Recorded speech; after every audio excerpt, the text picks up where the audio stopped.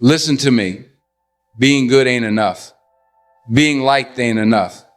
We're talking about being untouchable. I'm not talking about arrogance. I'm talking about alignment. You want to know how the greats do it? How they walk into rooms and shift the atmosphere? How they get hit with storms and don't even flinch? They built something inside themselves that the world can't touch. First, you master your mind. If you can't win the war in your head, you'll never win in the world. Doubt, fear, insecurity, that's noise. You quiet the noise. Because the greats don't move by emotion, they move by intention. Next, you stop chasing the crowd. You stop explaining yourself. You stop proving yourself. Purpose doesn't need permission. It just needs obedience. Now let's talk discipline. Everyday habits. Every single day. When no one's watching. When it ain't fun. When it ain't pretty. The greats lock in. They don't wait for motivation, they report for duty. And when life hits sand at will, you don't fold. You don't whine. You learn, you adjust, and you rise. Because resilience, that's what separates the good from the great. The truly untouchable, they don't yell. They don't post. They move. Silence, precision, execution. Then let the results speak loud. You want to be untouchable? Outwork everyone. Not to prove you're better. To prove to yourself you're growing, because the real enemy is yesterday's version of you. And above all, walk with faith. Faith in the mission, faith in the process, faith in the fire you're walking through. Because greatness isn't built on easy days. It's built on days where you wanted to quit but didn't. Everything begins in the mind. Before any success shows up in the world, it has to be built inside your thoughts, your beliefs, and your mental patterns. That's where the untouchables separate themselves from the rest long before the results, long before the applause, long before anyone even sees them coming.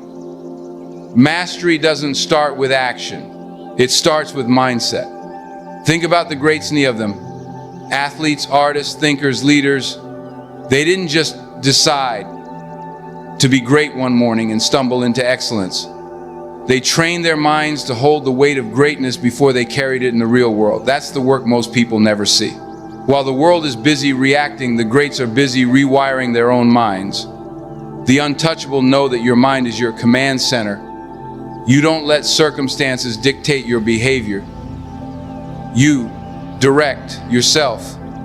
That means thoughts of fear, doubt, or comparison are recognized but not obeyed. You acknowledge the voice of insecurity, but you don't hand it the keys. You hear the whispers of not good enough, but you don't give it a seat at the table. Most people are slaves to their emotions. They wake up, and if they feel tired, they don't show up. If they feel scared, they don't take the risk. If they feel unworthy, they don't speak up. But the untouchable, they do it anyway, because they've trained their minds to focus on the mission, not the mood. Your mind is a battlefield. And you better believe there are voices internal and external that will try to own space in your head rent-free. But if you don't discipline your thoughts will discipline you. That's why mental conditioning is daily work. Just like you train your body in the gym, you train your thoughts with intention, through silence, through reading, through reflection, through choosing your thoughts on purpose. The untouchable understands something powerful. If you can control your mind, you can control your world. And that doesn't mean you become cold or robotic. It means you become conscious. You make decisions from a place of power, not panic. You don't just react, you respond. You don't just float, you focus. Asterisk. So how do you build that kind of mindset? Start by watching your language. The words you use about yourself shape your identity. Say, I'm not good at this long enough, and your brain starts believing it. Switch that up. I'm learning, I'm getting stronger, I'm improving. Feed your mind with the story you want to live, not the one you're afraid of. You also have to become your own motivator. You can't wait for someone to hype you up. Hype yourself, encourage yourself, remind yourself why you started. Talk talk to yourself with the same energy and belief you'd give to someone you love, because you can't lead others if you can't lead your own mind. And finally, you train your mindset by getting comfortable with discomfort. Greatness isn't built in comfort zones. When you push yourself mentally to endure longer, to sit with fear without fleeing, to believe in yourself when nothing around you supports it, that's when the breakthrough happens. That's when you start becoming untouchable. Asterisk. So no matter where you are right now, if your life feels stuck, if your dreams feel distant, if your confidence feels cracked, it all starts in one place. Your mind. Build it strong, guard it relentlessly, and when the world throws noise, you'll walk through it with a calm that can't be shaken. Because the real battle is not outside you. It's within you. Asterisk. Win that, and nothing can touch you. Purpose over popularity. That's not just a catchy phrase, it's a mindset shift. A fundamental rerouting of where your energy goes and what drives your decisions. When you look at the most untouchable people in history, the real game changers, the ones who created legacies, not trends, you'll see one thing in common. They never moved for applause. They moved for impact. And that came from knowing deeply and without apology what they were here to do. Popularity is fleeting. One moment you're the hero, the next the crowd is cheering for someone else. If you build your identity on people's praise, you'll collapse the second they boo. But purpose doesn't waver, it doesn't shift with the culture or dilute under pressure. Purpose keeps you grounded, purpose keeps you whole. When you chase popularity, you play small, you bend, you mold, you shrink parts of yourself just to fit into spaces that were never designed for you. You say what's safe, you do what's expected. You become what people want to see instead of who you are. But when you move with purpose, you show up differently. You stand taller, you speak bolder. You're not worried about pleasing everyone because you know you're not for everyone. This is where most people get stuck. They think being liked is the same as being valuable, but there's a big difference. Being liked means you're palatable. Being purposeful means you're powerful. Asterisk. And sometimes, power will make people uncomfortable. It might even make you misunderstood. That's okay. Purpose isn't here to be comfortable, it's here to be clear. Asterisk. Look at the greats, the ones who revolutionized industries, culture, and thought. Most of them weren't the most liked when they started. They were challenged. They were criticized. They were ignored.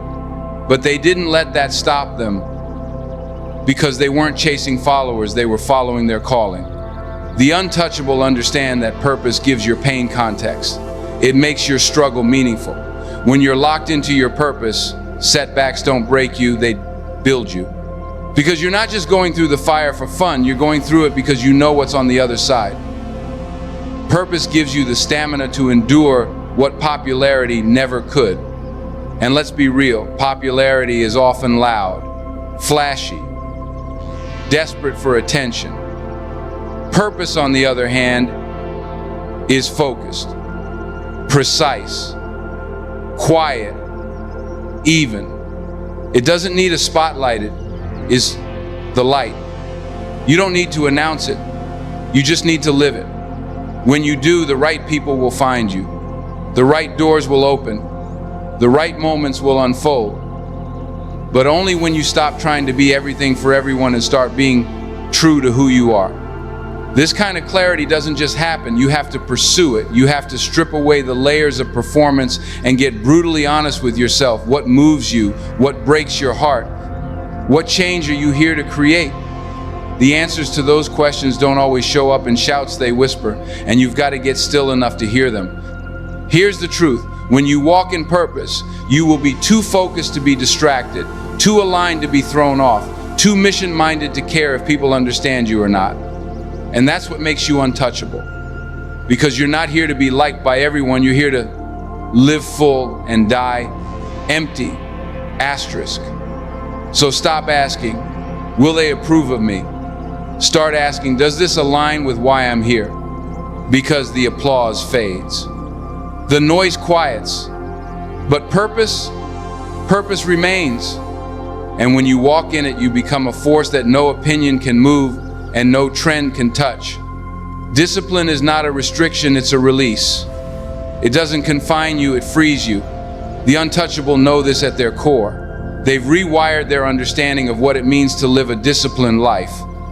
To most people, discipline sounds like something painful, something boring, something rigid, but to the greats, it's a weapon. It's the edge. It's the daily ritual that transforms potential into performance and goals into realities. Discipline is doing what needs to be done, especially when you don't feel like it. Motivation is a nice spark, but it fades. Discipline is the engine that keeps going long after the fire's gone. The untouchable don't rely on feeling inspired to move, they move regardless.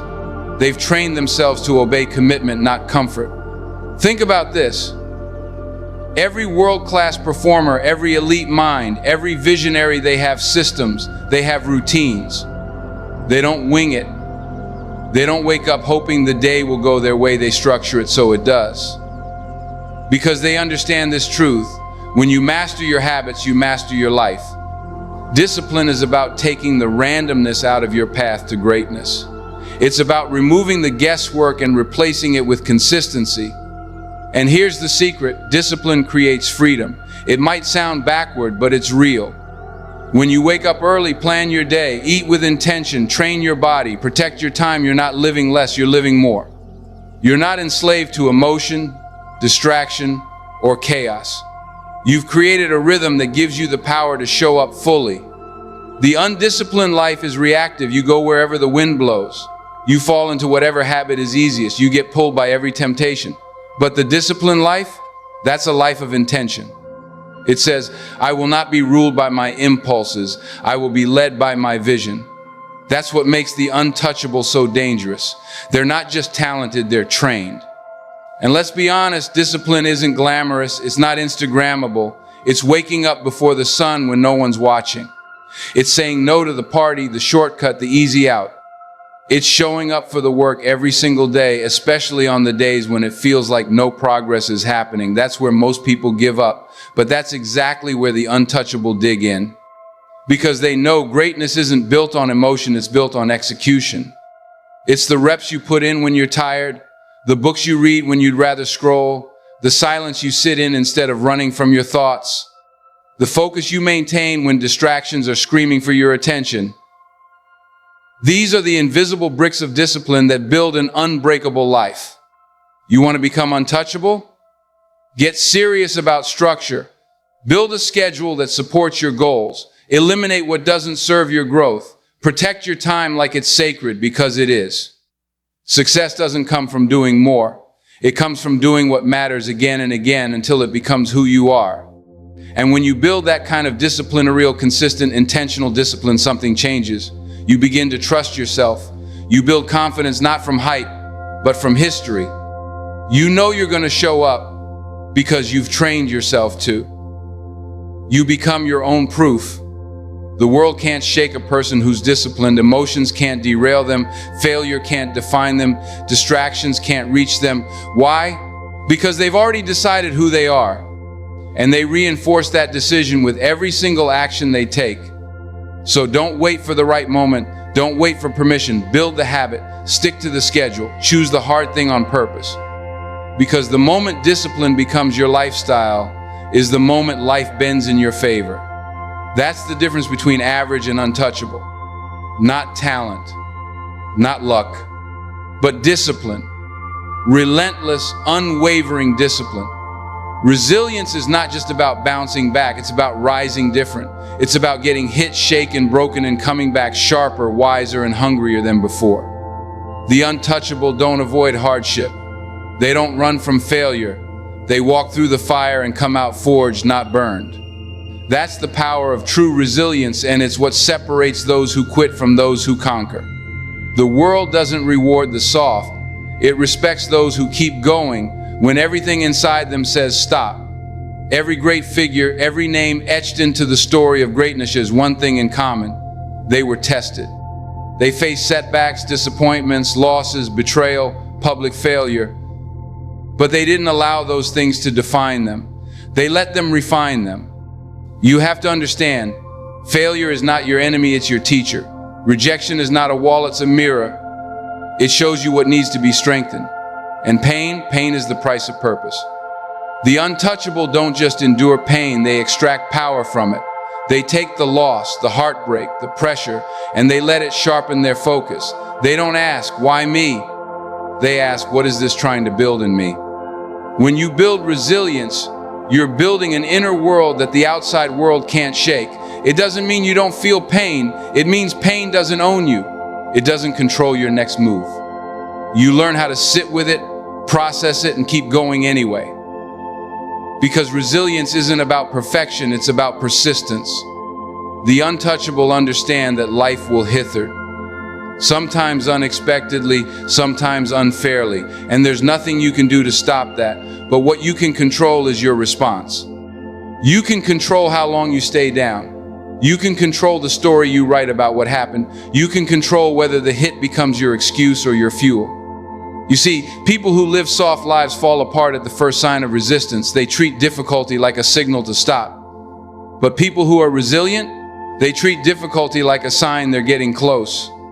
Like a test they were built to pass. Resilience means you don't need ideal conditions to keep going. You show up broken, bruised, tired, and you still give everything you have left. There's a strength that comes from not giving up when it would have been easier to. When you show yourself that you can survive what was meant to destroy you, a quiet confidence begins to rise. Not the loud kind that needs to be seen, the deep kind that says, no matter what happens, I won't break. And resilience isn't something you're born with, it's something you build through discipline, through hardship, through choosing to rise one more time than you fall. Every setback is an opportunity to practice it. Every challenge is a gym for your mind, your heart, your spirit. You don't ask for easy, you ask for strength. And you earn that strength by enduring what others avoid. You want to be untouchable? Then don't fear adversity, welcome it. Not because you enjoy pain, but because you trust the process. You know pressure creates diamonds. You know heat forges steel. And you know the fire that tries to burn you is the same fire that can build you. So rise. And if you fall, rise again. If the door is closed, knock louder. If they tell you no, build your own yes. Because being untouchable doesn't mean you don't get hit. It means every time you do, you get stronger. Every wound becomes wisdom. Every scar becomes a symbol. And every setback becomes a setup for your comeback. Isolation is not loneliness, it's alignment. It's the space where the untouchable are born. While the world rushes toward noise, validation, distractions, and the comfort of company, the greats pull away, they step back. They enter the quiet not to escape the world, but to sharpen themselves for it. Isolation is the sacred ground where focus grows, clarity deepens, and purpose is purified. Most people fear being alone. They confuse solitude with sadness. They think that stepping away means being forgotten. But the untouchable know better. They understand that real transformation happens away from the spotlight, not in the crowd, but in the shadows. That's where you confront yourself. That's where you build the unshakable core that can't be influenced by opinion or shaken by rejection. You can't become powerful if you're always plugged into the noise. The scroll, the likes, the conversations, the validation, it all pulls your energy outward. But isolation pulls your energy inward. It centers you. It confronts you with your own thoughts, your own fears, your real motives. And that's why most avoid it, because it reveals the truth. But here's what the untouchable understand. If you want to lead, if you want to create, if you want to be extraordinary, you need solitude like oxygen. It's not just rest. It's rebuilding. Asterisk, it's refinement. It's where you sharpen your vision without the blur of other people's expectations. It's where you hear the voice of your own purpose, clear and unfiltered. In isolation, you learn the difference between what's yours and what you've been taught. You break patterns, you question habits. You remove the masks that you wear for the crowd. And most importantly, you strengthen the muscle of self-reliance. You stop leaning on external approval. You stop waiting for permission. You become dangerously self-aware, and that's the foundation of being untouchable. Look at history.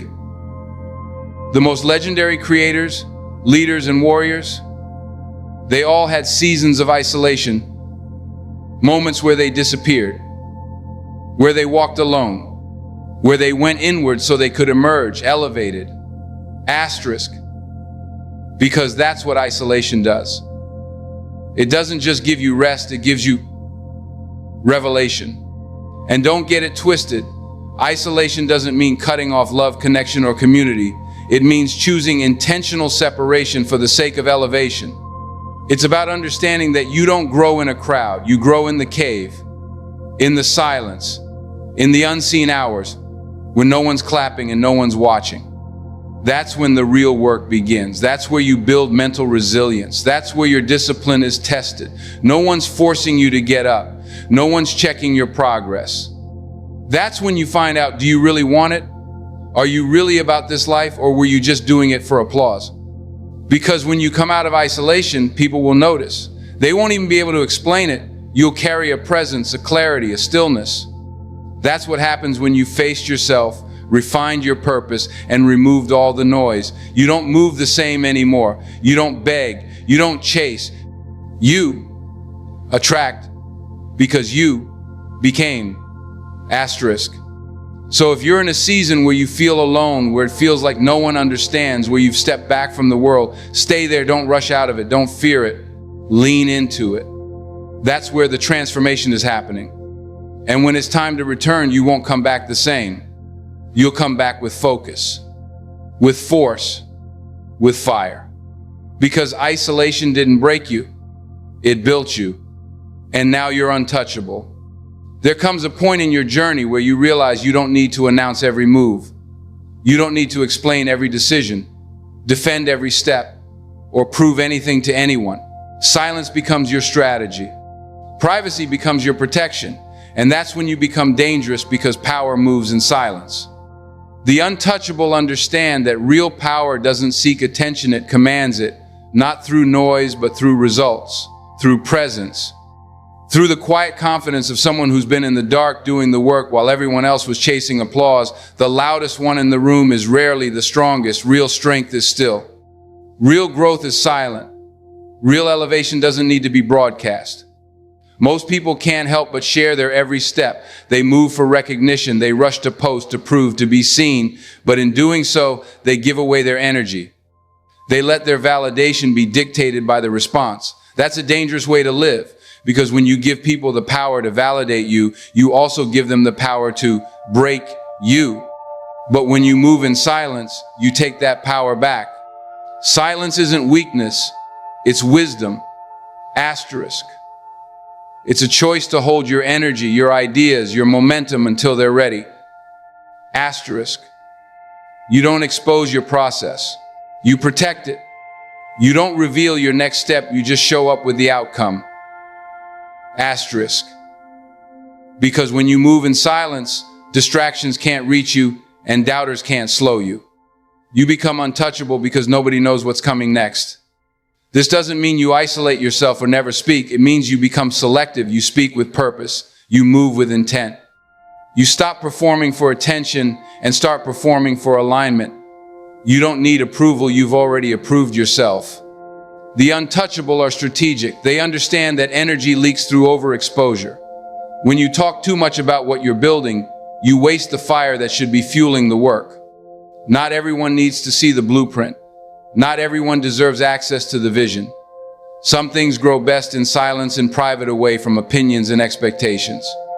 Moving in silence also allows you to listen. Asterisk.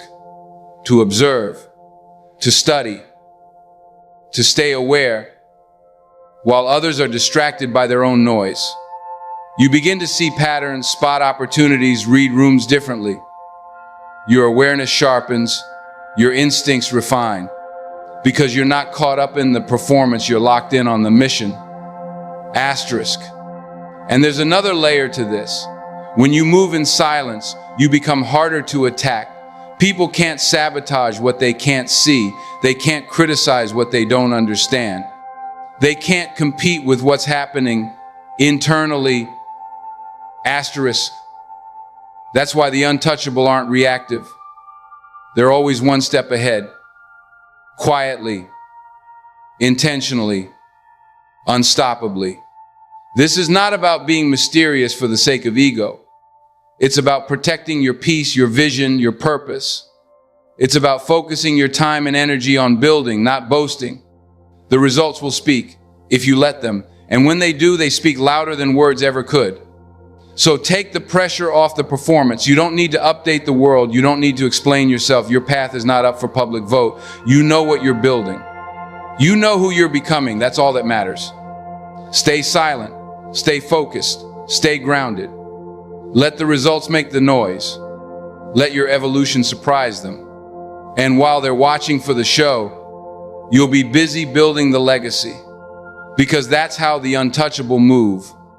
Not with noise, but with power. Asterisk. Quiet.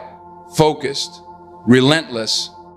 There's a reason why the untouchable don't fold under pressure, why they move with such certainty, why they speak with weight and walk with presence. It's because they've done the inner work. Asterisk. They faced their own reflection and didn't flinch. They've had the hard conversations with themselves, asked the uncomfortable questions, and stood in front of the truth long enough for it to shape them, not shame them. Because until you confront you, you'll always be at war with the world. Self-mastery is the foundation of every untouchable force. You can't conquer anything externally until you've conquered yourself internally. The fears, the triggers, the insecurities, the lies you tell yourself when no one's around, that's asterisk the battlefield. That's where the real war is fought. And most people run from that war. They cover it up with distraction, with noise, with performance. But the greats, they step into it willingly. They know that the only way to elevate for real is to face yourself first. Doing the inner work isn't glamorous. It doesn't come with applause or accolades. It's not a highlight reel. It's raw. It's quiet. It's painful, but it's necessary. You can read every book, listen to every podcast, hire every coach, but if you haven't looked yourself in the mirror and been brutally honest, you're still carrying dead weight. You're still reacting from wounds you've never healed. You're still building a future on a shaky foundation. And self-mastery isn't about perfection. It's about awareness. It's about knowing your patterns, your weaknesses, your defaults, and choosing not to be ruled by them. It's the ability to pause instead of react, to respond with vision instead of emotion, to rise above triggers instead of getting dragged by them. That's real power. And that kind of power doesn't come from the outside. It's cultivated within. You have to understand yourself at such a deep level that nothing can knock you off center. When chaos hits, you don't spiral, you stabilize. When people project their doubts, you don't absorb them, you filter them. When fear shows up, you recognize it and then you move anyway. That's what makes you untouchable. Not that you don't have fear or weakness, but that you've learned how to manage them. And this kind of growth doesn't come quickly. It's built over time, through seasons of stillness, through reflection, through discipline. It comes from journaling your thoughts instead of suppressing them, from owning your mistakes instead of defending them, from choosing growth over ego. It's slow, it's gritty, but it's the most liberating work you will ever do.